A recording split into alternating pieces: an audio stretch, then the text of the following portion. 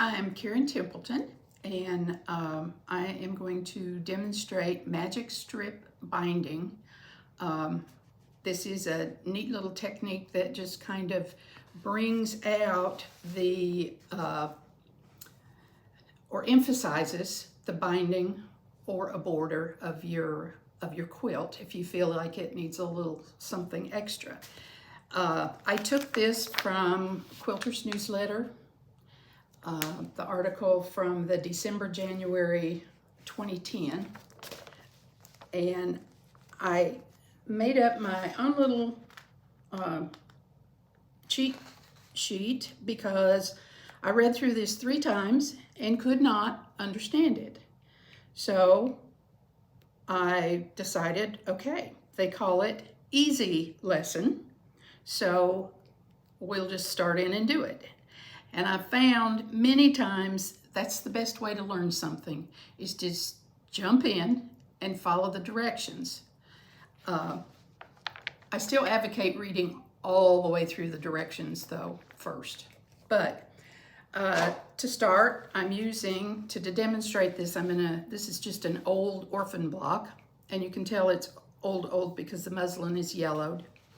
But your magic strip, or accent strip, is, of course, being an accent, you want contrast between the strip and your binding, and of course your block or quilt. And you cut this magic strip 3/4 of an inch wide.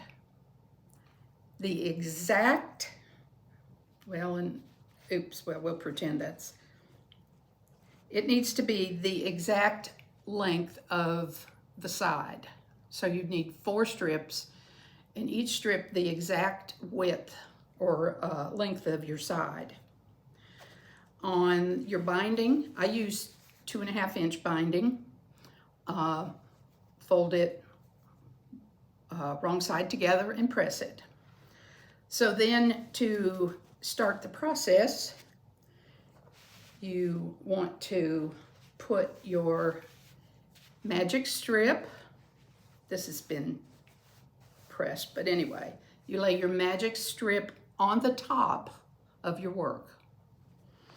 You put your binding, your folded binding, on the bottom. And then you stitch, starting well away from a corner. As in putting on any binding, you don't want to start at a corner. That's just asking for trouble. So you want to start, but you want to stitch 3/8 of an inch from the edge rather than your typical 1/4 inch. That allows you, what that's doing is stitching basically right through the center of that magic strip, so that it can later be folded up. Anyway, when you get to the end, you've started here, you're going to stitch down to this corner, and again, your binding, of course, and this should be a lot longer, of course, but your magic strip stops exactly at the edge of your work.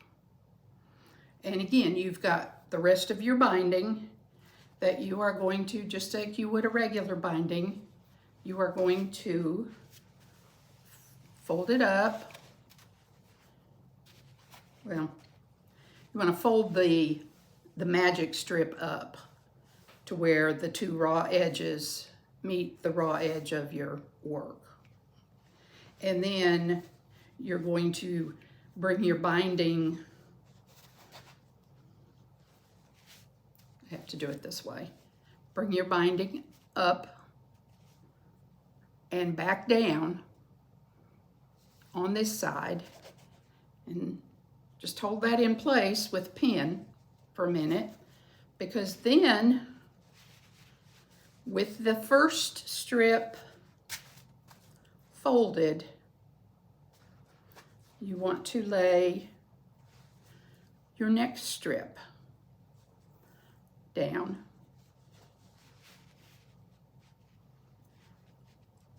And then continue sewing again 3/8 of an inch, not the 1/4 inch, down through here, through the magic strip, through your work and your binding.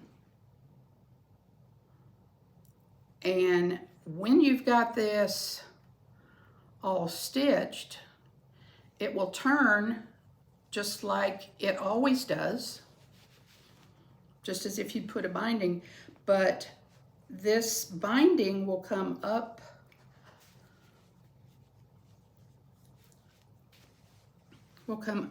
and over that folded strip.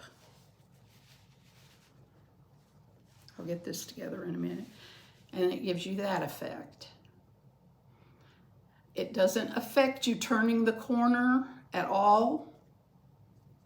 As you can see in this finished piece, you turn the corner just like you always would. The only thing is you add that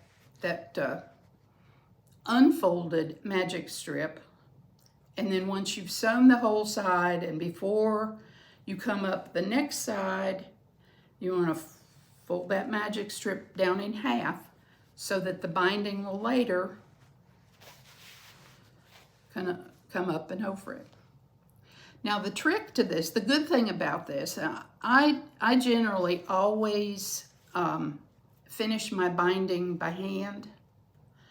And I generally do that because over the years, there were too many times when I would stitch the binding down and it would come through and show sometimes if I wasn't exactly perfect, it would show on the back of my quilt. That will never, ever, ever happen with this. Then if you sew your binding down with the 1/4 inch by machine, because you've got that extra amount on the back. So that's the beauty of it. Plus, it gives a real pretty kind of, oh, look what she did. You know, a little thing of interest in that. Now, you can use this same principle, adding a magic strip into before a border. Oops, that's upside down. Like I did on my butterfly. I know a lot of you have seen my butterfly. But see this little flange? It's the very same process. The only thing is I made this a little bit wider. I used a 1 inch strip. Here we go.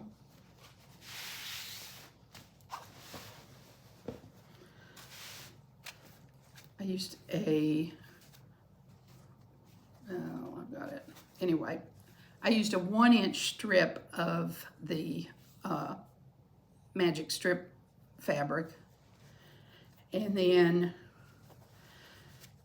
put it on the same side, folded, and added it as I added that border.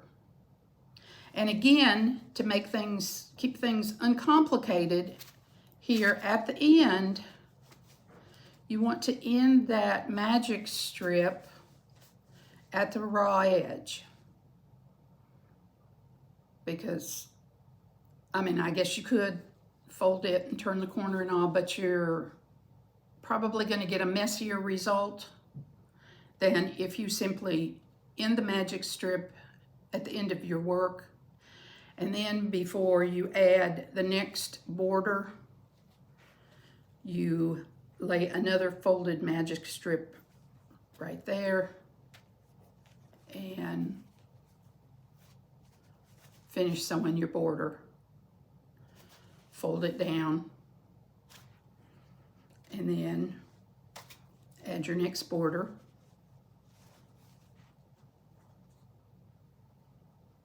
right on top of the magic strip. I've done the very same process. The only thing with the binding, you want to put your binding on the bottom and your magic strip on the top.